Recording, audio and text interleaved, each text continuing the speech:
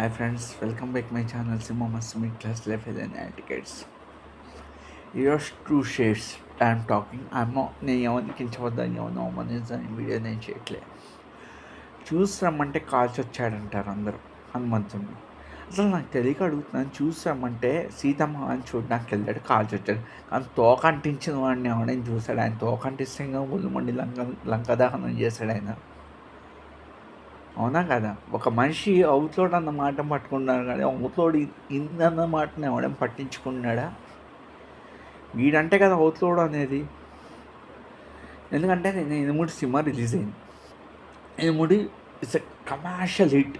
ఎంత పెద్ద హిట్ అంటే ఒక సీనియర్ ఎన్టీఆర్కి అయిన చరిత్ర అది అటు తిరిగి రవితేజకి అయింది. అట్లీస్ట్ మెగాస్టార్ చిరంజీవి కూడా అది కాదు. ఆ చరిత్ర ఎన్టీఆర్ తర్వాత మళ్ళీ రవితేజ చేశాడు. ఆ చరిత్ర లవకుశ హ్యూజ్ హిట్. ఎంత పెద్ద హిట్ లవకుశ అందరికీ తెలుసు. ఫస్ట్ ఆ సినిమా ఫస్ట్ 4 days టికెట్లు ఎక్కడ దొరకదు ఉమ్మడి రాష్ట్రంలో. Dividing state Telangana, AP, foreign country. అదే చరిత్ర మన 8 మూవీకి రిపీట్ అయింది. ఎక్కడ టికెట్లు దొరకలేదు. అంటే ఇట్స్ ఎ హ్యూజ్ రికార్డ్. ఇప్పుడు ఏంటంటే రేపు టాప్ 6 రిలీజ్ అవుతుంది. టాప్ 6 ఏమో వచ్చి షోస్ తగ్గించేశాడు దిల్రాజు అంటున్నాడు. దిల్రాజు షోస్ తగ్గించేది 120 కోట్లు పెట్టి సినిమా డిస్ట్రిబ్యూషన్ చేయబోతున్నాడు. అందరు చూడొచ్చు 120 కోట్లు. అసలు 120 కోట్లు సినిమా డిస్ట్రిబ్యూషన్ ఏంటండి? KGF 1 hit, KGF 2 commanders hit, top 6 తండ్రి కొడుకుల కథ టాప్ 6. తండ్రి కొడుకుల కథ, తండ్రి యాషే, కొడుకు కూడా యాషే, తండ్రికి అగేన్స్ట్గా తిరిగే కొడుకు కదా అది. గీతా మాదిరి తన యాక్టర్ కమ్ డైరెక్టర్, యాక్టింగ్ నుంచి డైరెక్షన్ మీద ఇంట్రెస్ట్తో షిఫ్ట్ అయింది.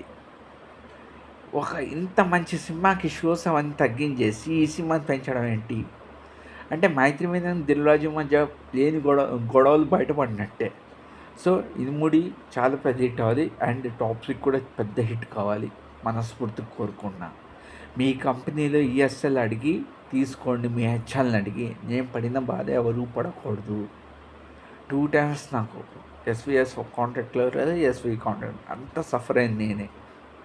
ఎవరు ఇటువంటి ప్రాబ్లం ఫేస్ చేయకూడదు. ఈఎస్ఐలు అడిగి తీసుకోండి, హెల్త్ సెట్ చేయించుకోండి.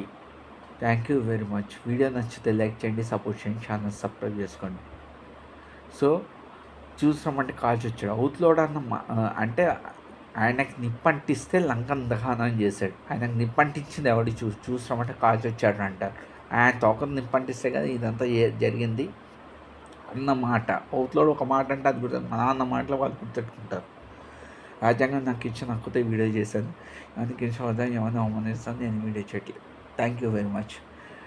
షబ్బక్కే సర్వేజన సుఖం, సర్వేశ్వరం సుఖం. Thank you very much.